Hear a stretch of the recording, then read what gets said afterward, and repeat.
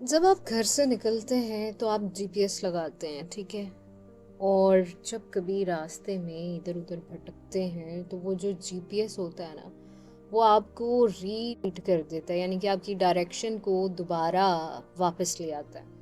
इसी तरह जब आप भी ज़िंदगी में थक चुके हैं, या फिर आप भाग दौड़ कर रहे हैं, या फिर आपके इर्द गिर्द भी मुश्किलें हैं और आप फंस गए हैं, जस्ट लाइक मी, ऐसी सिचुएशन में खड़े हैं कि यार या अल्लाह, कहाँ फंस गई हूँ मैं।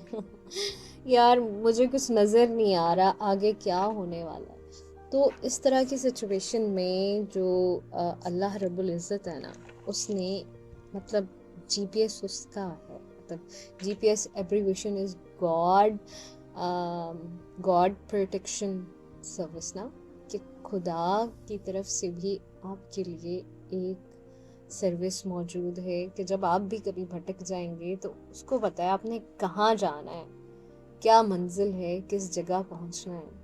गॉड प्रोटेक्शन सर्विस भी आपको वहीं पर लेके जाएगी। तो अल्लाह ने जीपीएस लगाया होगा, परेशान नहीं हो।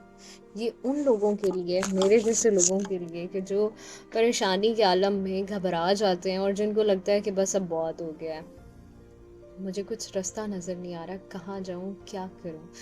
तो जनाब, आपको और मुझे ये मैसेज है, और ये उन लोगों को ज़रूर भेजिए जो मेरी तरह भटक रहे हैं और जिनको लगता है कि हम भटक गए हैं, पता नहीं कब हमारी मंजिल आएगी, कब हम कामयाब होंगे।